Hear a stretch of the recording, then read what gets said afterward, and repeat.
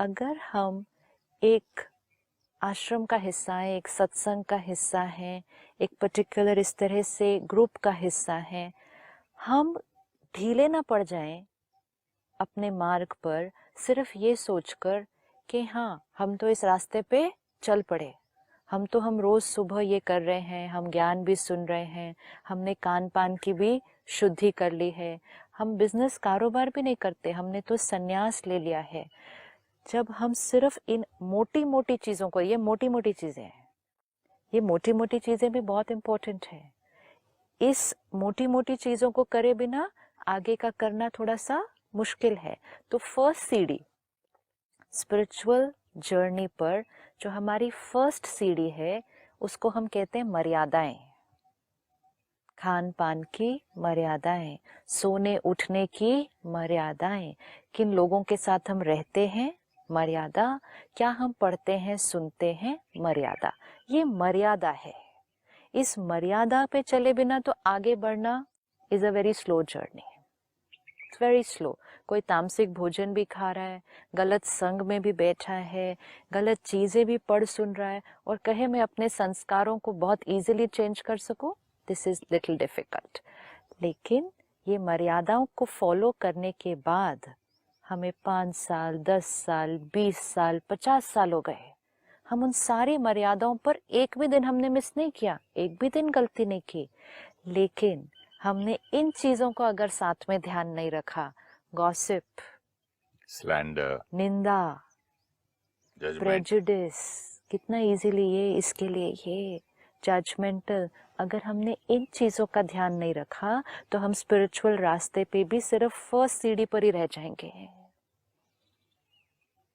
First सीढ़ी पर ही रह जाएंगे, आगे कैसे बढ़ेंगे। तो संगठन जहां हम ज्यादा लोग होते हैं इकट्ठे, और ज्यादा ध्यान रखने की जरूरत है। जैसे आपने कहा कोई सुनाए तो उसको भी दूसरे रास्ते ले जाओ, ये भी कोशिश करो कि कोई सुनाए ही नहीं, हम सुने ही नहीं, चित्त पर लेकर फिर उसको दूसरे रास्ते लेकर जाना वो भी सेकेंडरी है।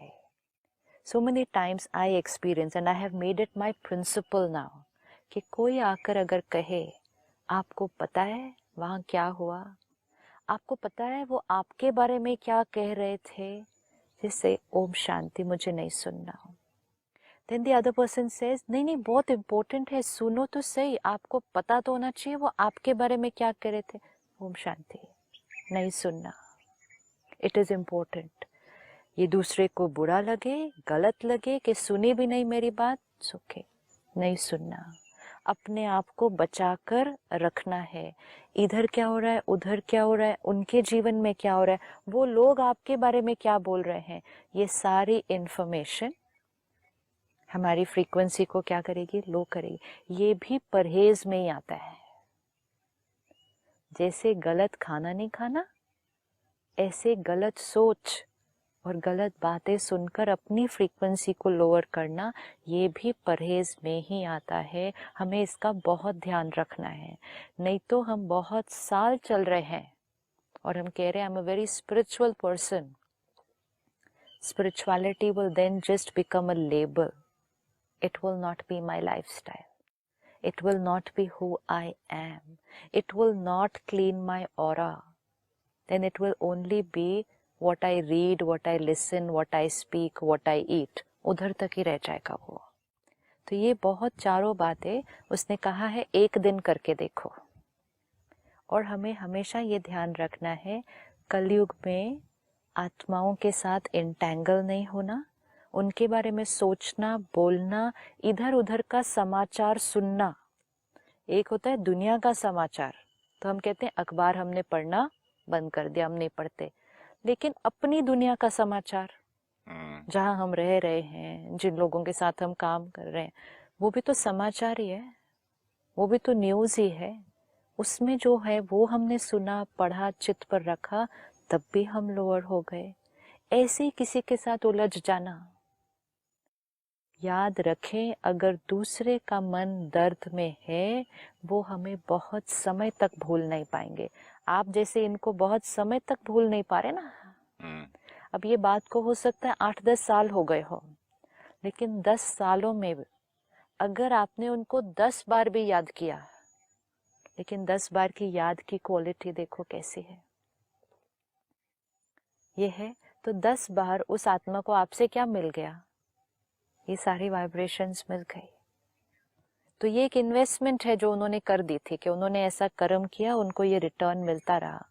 उनकी वाइब्रेशन भी लोअर होती गई, आपकी भी लोअर होती गई। इंटैंगल नहीं होना, ध्यान रख के अपने आप को चलना है।